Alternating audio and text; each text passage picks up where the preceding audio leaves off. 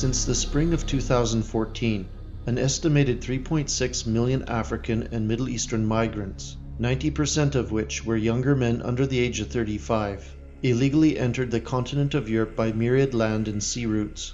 This unprecedented event, precipitated and managed by the hostile liberal elite, then required continuous mainstream propaganda and NGO support for the native European population to willingly accept its continued demographic demise.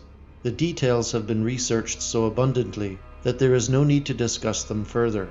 However, what has never been explored to any significant degree is how this costly billion-dollar international scheme was paid for, and how the poorest people on Earth were somehow able to walk right into the nations of Europe, which often required cold hard cash, and in sums they simply couldn't afford. Firstly, how does a 20-year-old youth from the Democratic Republic of Congo, where the average yearly wage is about $400, come up with some $2,000 or more to pay for the long trek across the African continent into Libya, then onto a makeshift boat that could ferry him to a European port of call? Well, in short, someone gave it to him. The sum of $2,000 to a young African in any of the sub-Saharan regions is the equivalent of about $100,000 for a similarly aged, unmarried young person living in America. Young people from these areas simply do not have that sort of cash.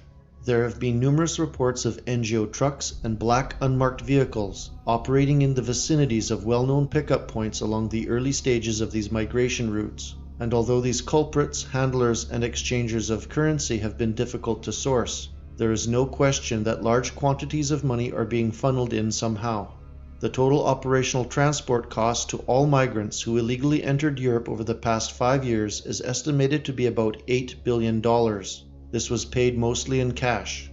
Such an alarming total exceeds even the GDPs of some of these countries put together, and there is absolutely no way that all of this money came from third world pockets.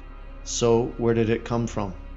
About a year ago, the infamous globalist hegemon, George Soros, admitted to divesting some $18 billion of net worth into a number of his NGO platforms, and in particular, the Open Society Foundation, which is the umbrella entity or Politburo that operates hundreds of globalizing, progressive organizations that now encircle the planet. This had been done over the previous 2-year period. The money essentially disappeared for all intents and purposes, as no one cared to audit the so-called charity, and it had become so vast that no one would have even known where to begin.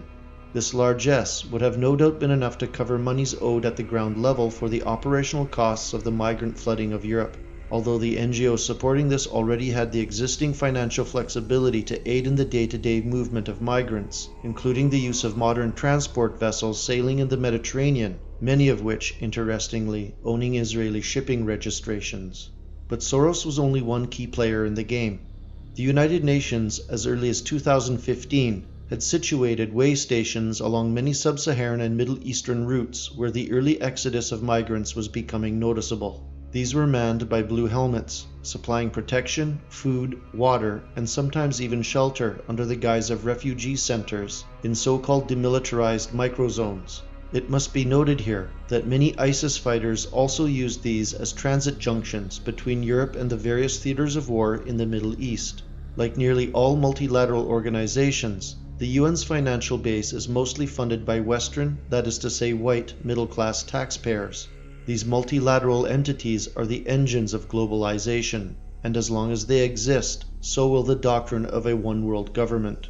The UN, in this case, mapped out the migrant routes into Europe that they wanted secured, while most likely recommending to NATO High Command to restrict its military actions along those traffic lines. There can be no other plausible reason as to why, from 2015 to 17, ISIS was able to maneuver at will for months at a stretch within these migration corridors, using tanks from the Cold War and Toyota pickup trucks against the world's so-called superpowers.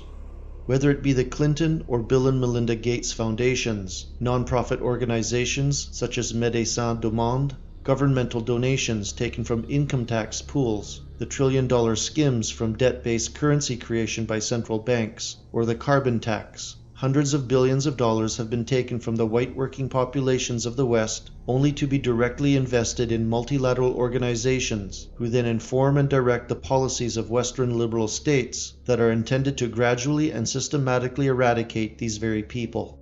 The synthetically engineered migrant crisis is just another phase of this well-financed genocide, the only novelty being that native Europeans are footing the bill for it. And while Mother Nature had earmarked the fossil peoples of Africa for extinction, which should have been in full swing at present, the modern adherents to the Coudenhove-Kalergi model, via billion-dollar health initiatives and medical aid, redirected this evolutionary trend by ramping up the reproductive rates to the highest in world history, so much so that by the end of this century they will number 4.5 billion people, of which an estimated 500 million are being planned for transferal onto European soil. These nightmarish numbers are simply staggering, but this is where the Global Migrant Initiative eventually wants to go, and it will happen as long as Western populations continue to vote left-wing and liberal, while allowing their hard-earned money to fund NGOs, Soviet-style corporate monopolies, and multilateral globalist entities. In the meantime, the enemies of Western civilization will continue to indoctrinate the younger generation to vote for their own demise, while your democratically elected leaders continue to rack up trillion-dollar debts that will someday act as a funeral pyre, upon which the corpse of European man shall be burned.